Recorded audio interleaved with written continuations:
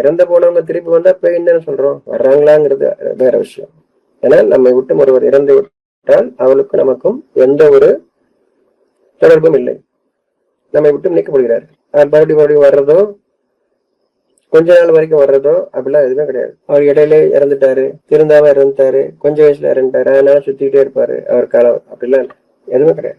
அப்படி கிடையாது. ஆனா நம்ம அவர்களுக்குத்தான் இதெல்லாம் செஞ்சுட்டு இருக்கோம் இல்லையா? இறந்து நம்மோட இப்பொழுது இல்லை, அவர்களுக்காக நம்ம எல்லாம் சேர்த்து வச்சுக்கிட்டு கொடுத்துக்கிட்டு அவர்களுடைய பெயர்கள் மாளிகைகள் கட்டிக்கிட்டு நினைவாலயங்கள் கட்டிக்கிட்டு அவர்களோடு வாழ்ந்து கொண்டிருக்கிறோம். அவர்களே இல்லை. இறந்து போனவங்களை பேகன்னு சொல்றீங்க, அவர் இறந்து வாழ்றேன்னு சொல்றீங்க, கடலாயிட்டேன்னு சொல்றீங்க. அப்படி மனிதர்கள் ஒவ்வொன்றையும் கற்பனைகளாக அவ்வளவு கற்பனைகளாக சொல்றதை கேட்டுட்டாங்க. அது எப்படி அப்படின்னு கேள்வி இல்லாம கேட்டுக்கிறாங்க.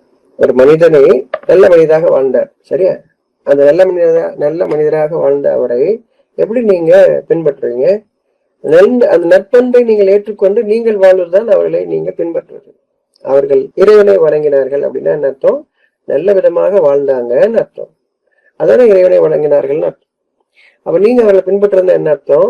நீங்களும் நல்ல விதமாக வாழ்வதுதான் அவர்களை பின்பற்றுவதே தவிர அவங்க போட்டோ வச்சுக்கிட்டோ சிலையை வச்சுக்கிட்டோ அவங்க பேரை சொல்லிக்கிட்டோ தெரியுது இல்லை. உலகம் முழுவதும் உள்ள போராட்டம் போல அப்படித்தான் இருக்கு. அவர்களை பின்பற்றுகிறீர்கள் என்றால் அந்த குணங்களோட இறைவன் உங்களுக்கு தந்த அந்த குணங்களோட இன்னும் அதிகமான குணங்கள் வேண்டுமே. இறைவன் பக்கம் திரும்பியவர்களாக நாம் வாழ்வது. அவர்கள் வருவதே நியாயமா வாழுங்கப்பா, நல்லபடியா வாழுங்கப்பா, தப்பு தண்டா செய்யாதீங்க அப்படின்னு சொன்னா என்ன அர்த்தம்? இறைவனை வழிபடுங்கன்னு சொல்றாங்கன்னு அர்த்தம். தன்னை வழிபடும்படி சொல்றாங்கன்னா அவங்களுக்கு வேதம் புரியல, அவர்களே பெருமையை விரும்பிக்கிட்டு இருக்காங்கன்னா அவர்கள் பின்பற்றத்தக்கவர்கள் அல்ல. யார் பின்பற்றத்தக்கவர்கள்? யார் நம்மை நியாயமான பாதையில் நன்மையான பாதையில் இறைவனுடைய பாதையில் வழிகாட்டுகிறார்களோ, இறைவனை வழிபடும்படி கூறுகின்றார்களோ. இறைவனை வழிபடுறது என்ன?